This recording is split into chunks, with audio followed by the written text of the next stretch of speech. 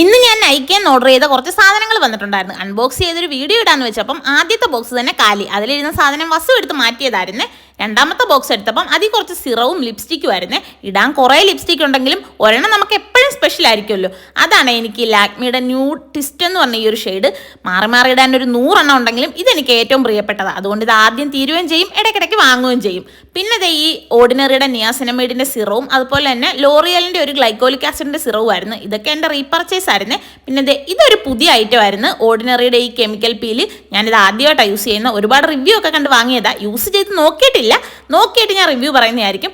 കാണാൻ correct blood കൂട്ടുണ്ടായിരുന്നു. പിന്നെ ഇതൊരു കെ ബ്യൂട്ടിയുടെ കോമ്പാക്ട് പൗഡർ ആയിരുന്നു. ഇത് തീരാറായതുകൊണ്ട് ഞാൻ വാങ്ങി വെച്ചതാണ്. പിന്നെ ഞാൻ വസ്തു എടുത്ത് മാറ്റിയ ലിപ് ബാം പോയി കണ്ടുപിടിച്ച് ഇത് ഞാൻ കുറേ നാളുകൊണ്ട് വാങ്ങണമെന്ന് വെച്ചാൽ ലെനേജിൻ്റെ ഒരു ലിപ് ബാം ആയിരുന്നു. എൻ്റെ ലിപ്പ് കുറച്ച് ഡ്രൈ ആകുന്നത്, അതുകൊണ്ട് വാങ്ങിയതാണ്. കാണാൻ ചെറുതാണെങ്കിലും വില 600 ആയിരുന്നു. അപ്പോൾ ഇതൊക്കെയായിരുന്നു ഞാൻ വാങ്ങിയത്.